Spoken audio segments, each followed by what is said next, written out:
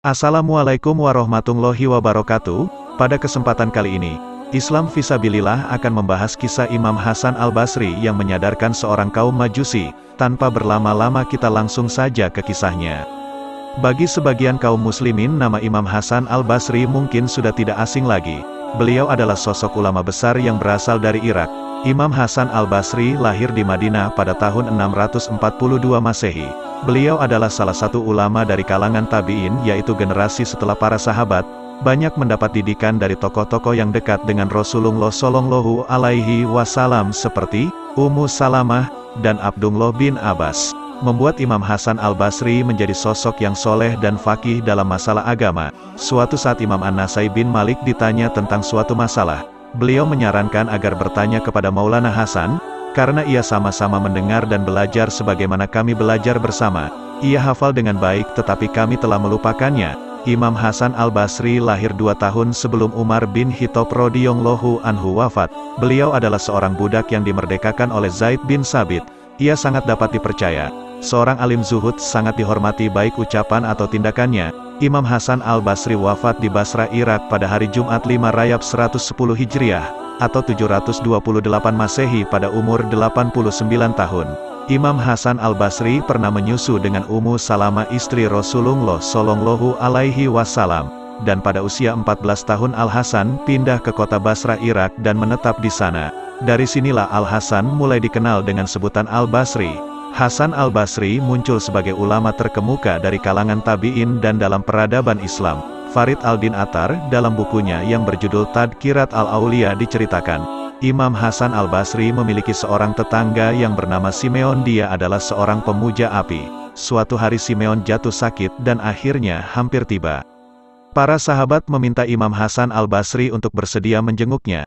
Akhirnya Imam Hasan Al-Basri datang ke kediaman Simeon, dan dia mendapatkannya tengah terbaring di tempat tidur.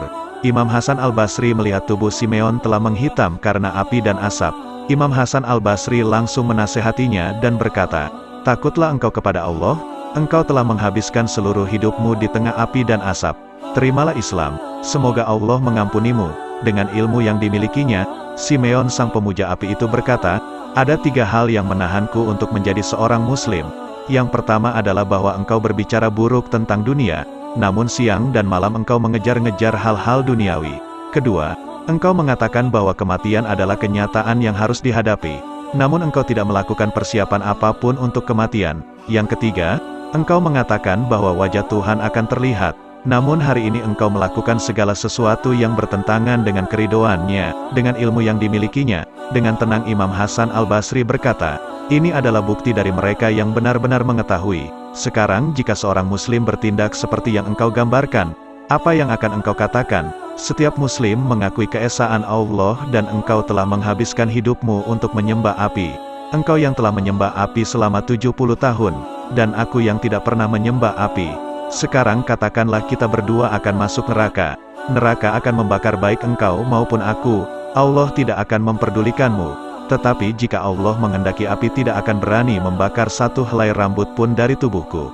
Karena api adalah sesuatu yang diciptakan oleh Allah dan makhluk itu tunduk pada perintah penciptanya."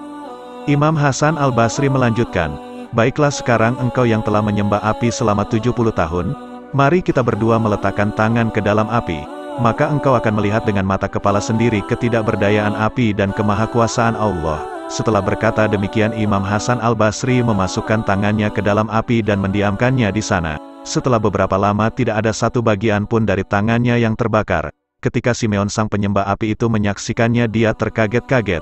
Kemudian Simeon sang penyembah api itu berkata, "Selama 70 tahun aku telah menyembah api, sekarang hanya setengah nafas yang tersisa untukku. Apa yang harus aku lakukan?" Hasan Al-Basri menjawab, "Jadilah seorang muslim." Penyembah api itu berkata lagi, "Jika engkau mau memberikan surat keterangan tertulis bahwa Allah tidak akan menghukumku, maka aku akan memeluk Islam. Tetapi sampai aku belum memiliki surat keterangan tertulis itu, aku tidak akan memeluk Islam." Imam Hasan pun menyetujui dan menuliskan surat itu. Kemudian Simeon sang penyembah api itu berkata lagi, "Sekarang aku meminta dihadirkan saksi-saksi dari Basrah untuk mengesahkan surat ini." Setelah para saksi tiba dan mengesahkan dokumen itu, kemudian Simeon pun bersyahadat dengan berurai air mata, dan dia menyatakan di depan semua orang bahwa dirinya adalah seorang muslim. Simeon adalah penyembah api yang cerdas dan berwawasan luas. Sebelum memastikan akan memeluk Islam, ia menguji dahulu keilmuan Imam Hasan al-Basri. Dan setelah yakin akan kebenaran Islam, ia pun tidak mau menimbulkan fitnah bagi umat muslimin dan para penyembah api. Sehingga ia dengan terang-terangan menyatakan keislamannya di depan halayak ramai. Simeon kemudian menyampaikan wasiat terakhirnya kepada Hasan al-Basri. Ketika aku mati, mintalah mereka memandikanku. Kemudian aku ingin engkau sendiri yang meletakkan tubuhku ke dalam bumi dengan tanganmu sendiri, dan selipkan surat ini di tanganku. Surat ini akan menjadi bukti bahwa aku seorang muslim. Setelah berwasiat kepada Imam Hasan al-Basri, Simeon bersyahadat dan menghembuskan nafas terakhirnya. Mereka lalu memandikan dan menyolatkan jenazahnya dan menguburkannya dengan surat yang diselipkan di tangannya. Malam itu sebelum tidur, Hasan al-Basri merenungkan apa yang telah dilakukannya. Imam Hasan al-Basri pun berkata kepada dirinya sendiri, bagaimana aku bisa membantu orang yang akan mati sedangkan aku sendiri akan mati? Aku sendiri tidak dapat menentukan nasibku, mengapa aku memberanikan diri untuk memastikan bagaimana seharusnya Allah bertindak? Dengan pemikirannya itu kemudian ia pun tertidur. Kemudian ia bermimpi dirinya melihat Simeon yang bercahaya seperti pelita. Di atas kepalanya terdapat sebuah mahkota. Dia mengenakan jubah yang indah dan berjalan sambil tersenyum di Taman Firdaus. Bagaimana kabarmu sahabatku, tanya Imam Hasan al-Basri. Mengapa engkau bertanya? Engkau dapat melihatnya sendiri, jawab Simeon. Allah yang Maha Kuasa atas karunia-Nya membawaku di dekat hadiratnya, dan dengan keramahan menunjukkan wajahnya kepadaku. Nikmat yang diberikan kepadaku melampaui semua yang aku bayangkan. Engkau telah memberiku surat, sekarang ambillah suratmu, aku tidak membutuhkannya lagi. Ketika Imam Hasan al-Basri terbangun, dia melihat surat itu ada di tangannya. Kemudian Imam Hasan al-Basri berseru, ya Allah, aku tahu apa yang engkau lakukan, tidak membutuhkan alasan kecuali hanya karena rahmat dan kasih sayangmu. Ya Allah, siapakah yang akan menderita kerugian di hadapan pintumu? Engkau telah mengizinkan seseorang yang menyembah api selama 70 tahun untuk berada di dekatmu, semata-mata hanya karena satu kalimat. Lalu bagaimana mungkin engkau akan menolak orang yang beriman kepadamu selama 70 tahun?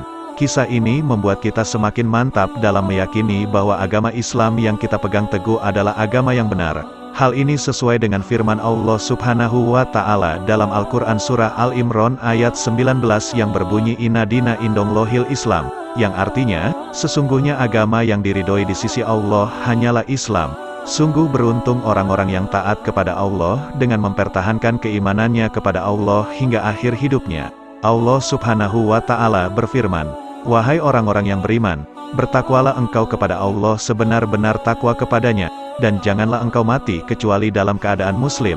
Quran Surah Al-Imran ayat 102. Dan sungguh betapa meruginya orang-orang yang tidak meyakini kebenaran agama Islam, dan juga orang-orang yang tidak bisa mempertahankan agamanya hingga akhir hidupnya yang dengan sengaja murtad, dengan kesadaran dirinya sendiri meninggalkan keislamannya. Allah Subhanahu wa Ta'ala berfirman, sesungguhnya orang-orang kafir dan mereka mati dalam keadaan kafir, mereka itu mendapati laknat Allah, para malaikat dan manusia seluruhnya mereka kekal di dalam laknat itu. Tidak akan diringankan siksa dari mereka dan tidak pula mereka diberi tangguh.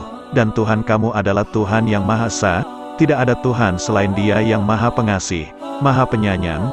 Quran Surah Al-Baqarah ayat 161-163. Di dalam kitab Al-Um, Imam Syafi'i berkata, seseorang yang berpindah meninggalkan kesyirikan menuju keimanan, kemudian dia berpindah lagi dari keimanan menuju kesyirikan, maka jika seseorang itu adalah orang dewasa baik laki-laki maupun perempuan, dia diminta bertaubat.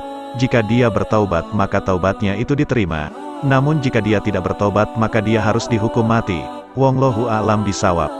Alhamdulillah saudara seiman, semoga kisah ini dapat menambah ilmu dan menambah ketakwaan kita kepada Allah Subhanahu wa Ta'ala. Assalamualaikum warahmatullahi wabarakatuh.